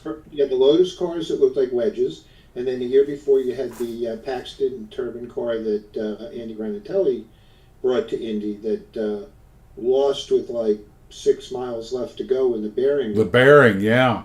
Man, that was so close. But it did prove the technology. Yeah. But turbines, because of the way cars operate, family cars, with current turbine technology, they're just not practical. But God, I love the way they were thinking. And we know they're not practical because they actually did it. It's sad they had to soak that much money into it, but it's like the Levitt car. There were all kinds of wild ideas that actually some of them had a little bit of promise to them, but it's just, I look at cars like was it Diodora? Is that how you say it? Diora. And I'm like, I don't know if the car is any good, but man, you gotta love the styling. That was a Dodge D100 pickup truck with a slant 6. All I know is it looked wicked. As the Alexander brothers, they were craftsmen. I don't know if we'll see their kind again. I don't know. There's a lot of hot rodders and stuff out there may still bending metal and making wild looking cars and stuff. So it's just like it's like society doesn't appreciate it like they used to. There's also been a few turbine dragsters too. Yeah, but they didn't do that well. They're fun to watch. They are. That's why they made them. The Dior is one of the original Sweet 16 Hot Wheel cars. Ah, okay. And the model sold zillions. Oh, I as a kid, I never did buy one. I don't actually recall seeing one for sale, but I could see if I was going to buy a car, I would have. One of the designs that I always thought was cool that I would have bought that I thought was a great idea was the garbage truck turned into the surfer van. I think it was a TD design. The beach party, it was like a garbage truck, but it was turned into like a beach party vehicle with surfboards. And I was like, when I was a kid, I remember seeing that kid, I almost got it. Almost. That, the Red Baron car, a few of his other designs. But I have a theory based on nothing other than my own intuition, so I'm probably wrong. But we grew up in a time when the car was much more than just a way to get from point A to point B. Yes, okay. It was. Today, it's all about the utility and the comfort and the cost, which I get. People have busy lives, but the love affair with cars, and there are still plenty of people who love cars, but I would say you don't see as many of them, say, under 30 as you did in our time. Every kid, you could spot a Camaro from a Mustang a mile away. Today, they all basically look the same, and they're just not part of the culture the way they used to be. So Lemur Crazy wants me to talk about my background image on my Zoom. Oh, that's the playpen. That is the styling studio of Chrysler in 1960, and those were the clays for what they wanted to make for the 1962 model lineup for Dodge, Plymouth, and Chrysler. These cars never came to be. You got the ugly cars that they got from Dodge, Plymouth, and Chrysler in '62 because somebody at GM was over at the country club. The guy from Chrysler were there, and he talked about how GM was going to downsize and have a smaller group of cars. Well, the guy from Chrysler went back and said, GM's going to downsize. These cars are too big. We have to change them. We have to make them smaller. So they had to sort of butcher these designs, which were really elegant, and that's what they came out with in '62. Meanwhile, what they were referring to at GM was that they were going to come out with the Nova, which was a whole sub-brand, and they kept their big cars. And it took them till like '64 or '65 for Chrysler to work back through that. Didn't that cost Exner his job? Pretty much, yeah. That is what cost him his job. But he had a heart attack around that time also, I think. Well, he had a heart attack in '56 when the car that he had designed, which they built in Italy, which was called the Norseman. Oh, it still exists, sort of. It was on the Andrea Doria. And it still is. Well, they think not, but you know, they think not after all these years, but you know. And so he had a heart attack and was in the hospital the day the ship sunk. And they didn't tell him for a couple of days later that the car was lost and got sunk. They're afraid that would finish him off. They still do not know, okay, what color the car actually was. Some people say green. Some people say green, some people say blue, some people say blue and white. Because nobody took color pictures of the car when it was finished and got put on the boat. Now, all the pictures you see are pretty much it's green. But people are like, well, we don't know. We think it was white and blue. Now, there's a painting of the car going on the Andrea Doria on a hoist, and it's blue and white. But nobody knows for sure. Somebody at the factory should remember. Nobody did, yeah. I mean, I have an 18th scale die cast of the Norseman. It's green. And I'm like, okay, it's fine with me. I don't care. Looks good. I personally believe that the Norseman was actually never put on the ship, and the ship was sunk to cover that fact up. Were the Kennedys involved or the Clintons? Yes. The car says the Norseman is rust flakes by now. Yeah. It's a tragedy, and they never built another one, which was sad because it was a good-looking car. But it was. It had the big design, I guess, breakthrough that it had was, if you ever saw a picture of the car, it has this big cantilevered roof. Right. There's no pillars. There's no pillars. Yeah. So the roof was supported by cables through the back of the car. And it was designed that if the car ever rolled over in an accident, that the cables would hold the roof in place as a safety thing. That was the whole design exercise of the car. Now, if you look at the car, that was in '56. You go ahead to the mid-'60s, when Rambler came out with the Marlin had a similar look because it had a similar roof. Although it did have pillars in the front to hold up the roof. But it was a pretty, people say they knocked off the design. Don't blame them. Yeah.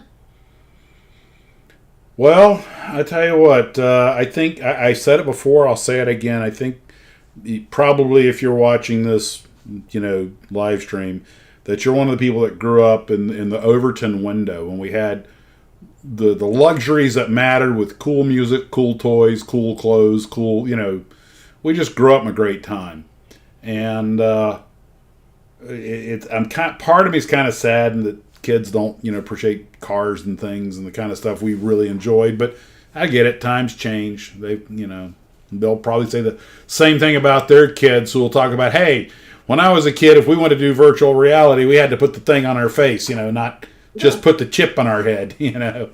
Well, I had a discussion with my wife the other night. We were talking, and I said, do you realize that when we were growing up and our parents bought a new car, okay, that meant it had an AM radio and had carpet on the floor. Mm-hmm. It didn't have air conditioning, power windows, Seat belts. Stereo, and Bucket seats. cruise control, and automatic braking, and all of these things that we've become accustomed to over the years. To paraphrase Steve Martin, 4 effing wheels and a seat. And then as we continued to grow older in the car, the car had power steering, power brakes, air conditioning, and power steering, power brakes, air conditioning, AM, FM stereo, tape player, power door locks, power seats, power window. It just became this rolling house that did everything, and now they drive themselves. Mm-hmm. It's amazing. I nicknamed my new Sorrento the Airbus because it's got a big disco dash full of electronics. Yeah. Wow, this thing reminds me more of a jet. I mean, the dashboards are unbelievable. And every time you go to rent a car, you have to sit there for a few minutes and figure out, okay, now how does all this work? Mine, you hit the camera button, half the dash lights up with the camera behind you. Like, that's better picture than my TV. My wife went to look at a car, and it had cameras everywhere. Yeah. So you hit the camera mode, the tack on the dashboard turned to a round camera. And you could see the front, the back, the side, both sides of the car, both rear sides of the car, and it had a 360 overhead view. So it showed you what was around you, and I can't see this. I need the car to tell me this. That'd come in handy to make sure the zombies don't sneak up on you. That's right. Well, guys, we got a couple of minutes left. About time to wrap up for you. Anybody got any business? Oh, we will not be having a live stream next Saturday because Ken and I will be on our way back from the Nats. So, and the three of us are all going to head down there. If you happen to be in the Hampton Roads area, come to the Nationals. I got to get it with Don Eigels and try and meet up with him there because I think he's helping to run the thing. He's with the IPMS up there. Like I said, want to meet hopefully the guys from Fide Scale Modeler and also Andy over at Andy's Hobby Headquarters, or whatever else is up there. Maybe I should not drive up there with an empty SUV and lots of room to bring stuff back. But anyway, so guys, got anything else? Okay, if we're having to scratch our heads that hard. Came up a little while ago. I was going to say something about you kept talking. Got to cut me off, brother. Yeah, no, I don't see it now. Ken, you have a whole 8-9 hours to do that next week. Do what? Cut him out when you're in the car driving up with him to the Nationals. Yeah, good luck with that. I just go to sleep. No, there will not be a live stream from the Nats. No live streaming from that. Actually, the answer is always yes. The center photo is just CGI. The only photos for the sides are front and rear. Okay. Yeah, having fun holding back his leash. Yeah. Yeah, good luck with that one. Yeah, that's kind of like the little kid taking the bulldog around. I think you meant a Cornet 440, not a Coroner 440, but that would be a cool name for a car. We got a Coroner 440. Yeah, I like that. That's what they should. That's what Hearst manufacturer should call their cars. This is the Coroner 440. I remember what I was going to say. I remember when we were kids, when you got your first car, it was usually very bare bones because you couldn't afford very much. And my son, I think it's about 4 or 5 years ago now, he went and bought a brand new Ford Fiesta. Mm-hmm. I've seen that car. I know that car. Yeah. Yeah, that's Ford's low end car. Mm-hmm. Okay. Electric windows. Air conditioning. A lot of cool. Yeah, it's fully tricked out little car. AM, FM, satellite radio. I don't even think they make cars that crank windows anymore. No, they don't. It's got the little pulse turn signal. You just hit it once and it blinks 4 times. Mm-hmm. And it's got a little backup camera built in. I mean, This But is it's easier for them to put all that stuff and just mass produce one set of tools like that and put it in a car and just put it in all of them. That's easier than trying to, this car is a cheaper model, let's take this stuff out. No, it's simpler to put it all in. Plus, they got to compete with the Joneses. The other guys are doing the same thing, and it's so cheap to do that these days. Yeah, I just thought it was really interesting that this basic economy car has all these luxury items in it. What bothers me is I throw my phone in there. Of course, it's got the padless little, wireless charger. That's great. And as soon as the car goes, "Is this you, Max?" You hit the button and it links to my phone. Yep. My wife and I are having a conversation, right? And we decided to run a little test, and we did. And we talk about some off-the-wall stuff. Sure enough, we get home, fire up our Google, and we start getting pop-up ads for these things. It's listening to us. Yes, it is. That's right. It listens. It's data mining and sharing. It's data mining, and I'm kind of like, I shouldn't be paying, you should be paying me to drive it. But anyway. Well, that's your phone. That's not the car. Yeah, but the car's complicit.